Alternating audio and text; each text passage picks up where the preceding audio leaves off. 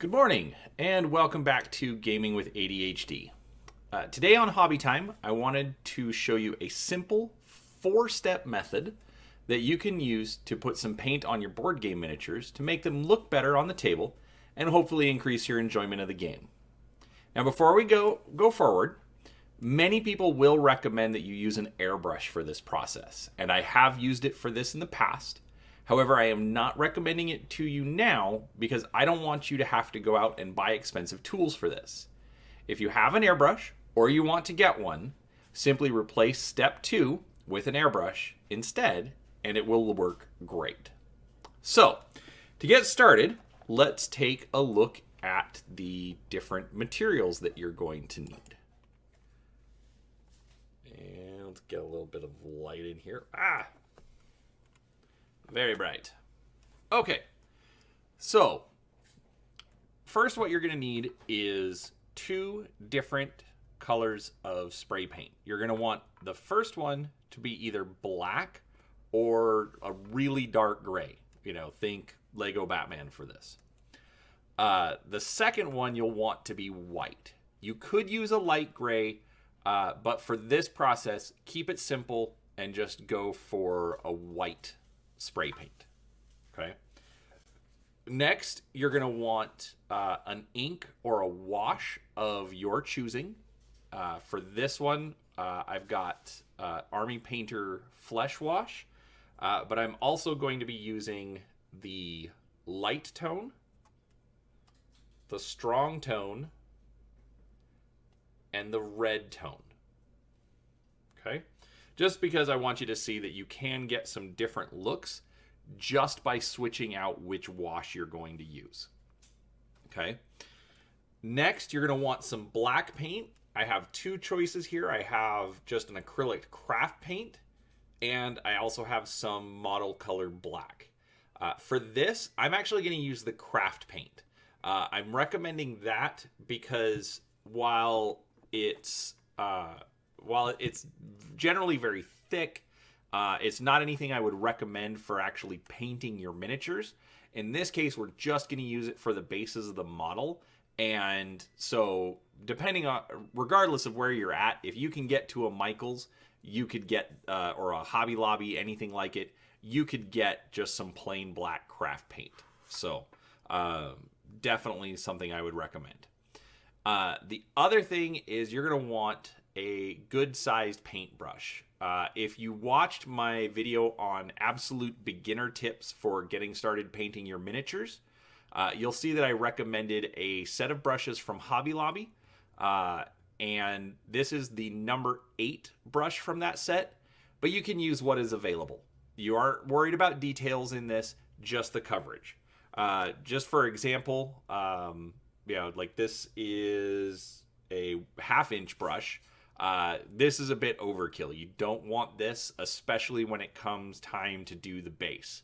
So just keep that in mind. Now, as I told you in the beginning, this process has 4 steps.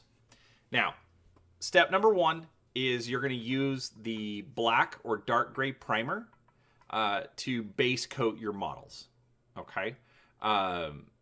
The second step, you're going to use the white to make a zenithal highlight. The third step is you're going to use the black craft paint to paint the base. And then, the third step is going to use the wash to put a little bit of color on your model. Then you're going to use your craft paint and use that for the base. Okay? And that's it. That's the whole process. So let's take a look at the individual steps. All right, so for our first 2 steps, we are going to need 2 cans of spray primer. This is automotive primer that I got from O'Reilly Auto Parts. It'll run you about $8 per can. You're going to want a dark gray or black and a can of white. Now, I've already taken the liberty of getting the base coat done, and so I'm going to take a break and show you what that looks like, and then I will show you how to apply the layer of white. All right, so this is what they look like after you've got the base coat on. As you can see, it's a little harder to see the detail, even out in some pretty bright light. So, but you just want to make sure that you get a good coverage, get the underside. You want to kind of come at these, basically straight on, not from the top. That way you get a good coverage over the entire model. If you're using a black spray paint, you can fill that in with just like some black craft paint or something once you're done, if you still see any gray spots. Okay, so for this next part, we're going to do what's called a zenithal highlight.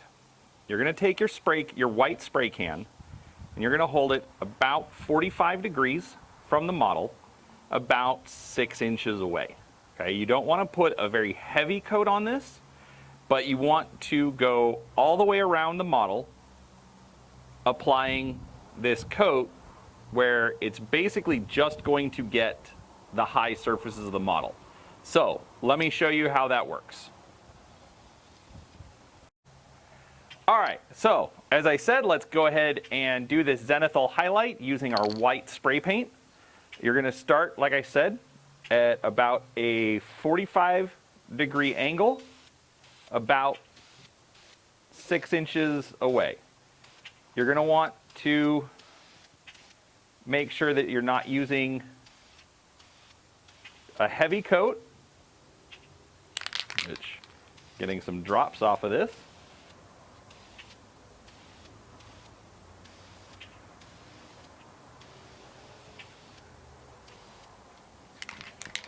And you're going to want to do it from each side. Like I said, you're not trying to get full coverage like you did with your base coat. You want to leave some of the underside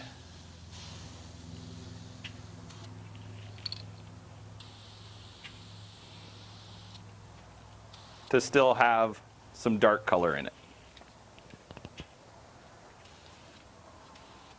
Go ahead and get it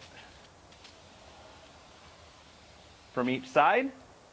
And once you've done so, at that point, you're just going to want to leave it and let the spray paint cure until it's dry enough to actually work with. So let's go inside and we'll finish these off. All right, so now that we've got the white coat on, let's take a look at these so you can get an idea on how it changes. You can still see some different shadows, some of the grays and the low points. So all this will do is help bring in and help you see some of those details. As you can see, even just doing this much, it already looks a bit better than it did just as the gray plastic. All right. So give you some ideas there.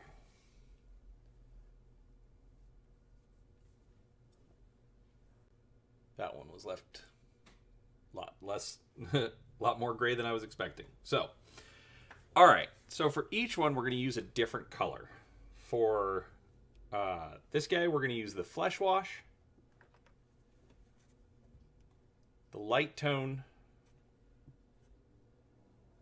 the Strong Tone, and the Red Tone. Okay? So, this part is pretty easy. You want to just start putting the wash very liberally over the entire model. Let it sink into all of the cracks.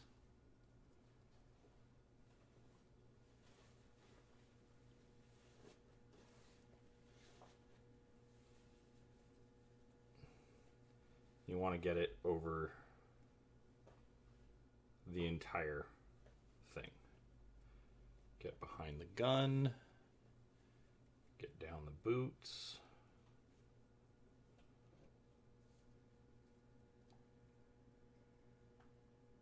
front, back. For this, don't worry. You can slop over the base all you want. We're going to paint over it. So you won't have to worry about the colors looking strange.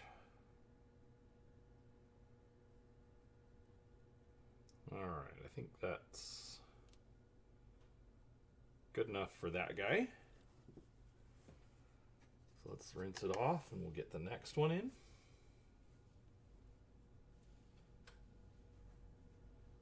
Again, just be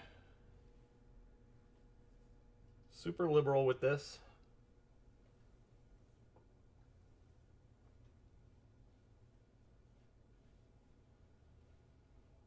Because basically you just want this to get into all the cracks so that you can see all of the details.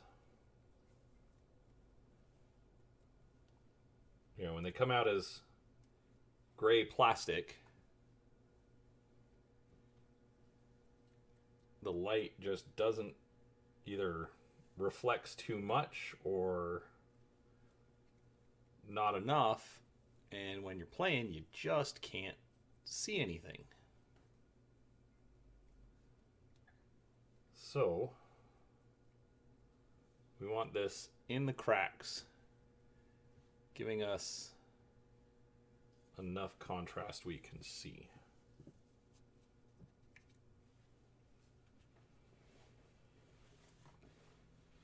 Now, they do also have, they have a green wash, they have a purple wash, blue. So what I like to do is for different types. So like if you notice, these are all minion models. These aren't, you know, your big special characters. This whole process, you know, isn't supposed to be for your centerpiece models. This is really just supposed to be, you know, get the minions, get them looking a little bit better, you know, so that you don't have gray lumps of plastic.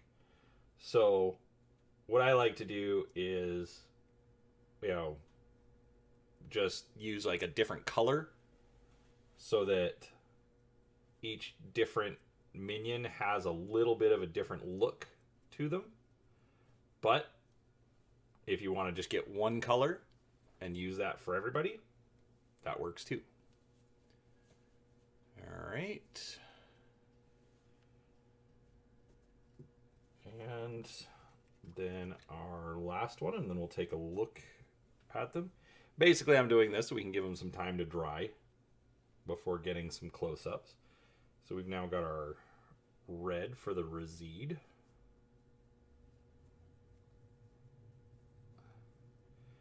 Now, you'll notice I'm just doing the guns.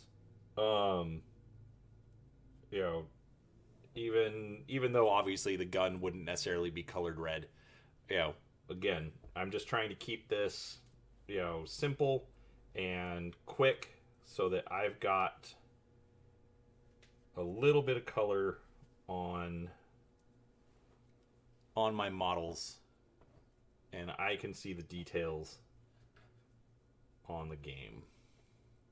I mean, they put all this work into designing and sculpting. You know, would be a shame if no one ever appreciated it.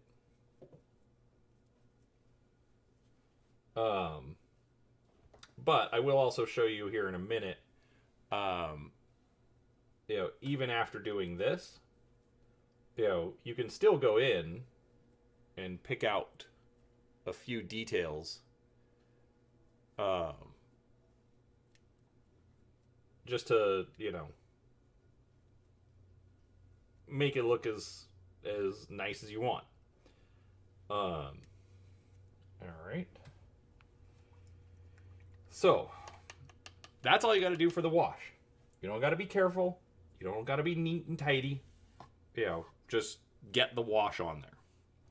So let's take a look at our first guy again. So he's going to be a little glossy because the wash is still drying. There we go. But if you look, you can see that seam in his shoulder pad. You can see the eyes and the jaw open. You can see the different folds on his boot. So it doesn't do a ton, but it at least lets you look at the model. Now, one thing you will also notice if you look at all four of these, it kind of blends into the base. It doesn't look very good. It's obviously got it's obviously got some wash down here on the base, miscoloring it, and that's where our black paint comes in. So, as our final step, we're going to take some black paint and just very carefully paint around his boots. This is where it's important that you don't get too big a brush. And not sure if you can notice, I accidentally just slobbed a little bit up on his boots. That's okay. I'm not worried about it. I am, like I said, just painting this so that it looks a little bit better. It doesn't have to be perfect. Make sure that you get the sides of the base as well. Obviously, all that white paint is going to get, kind of everywhere.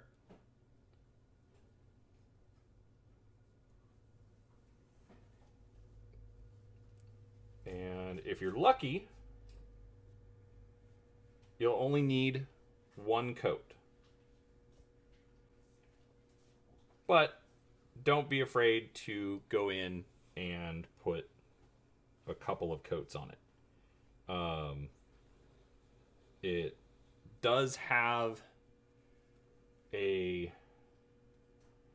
craft paint doesn't cover the best on the first coat, but it's cheap for a lot of it, and let's be honest, black paint is black paint. So, but that's all you've got to do. So, just going to get a little bit more on here, get this guy done, and then we'll take a look. Oh.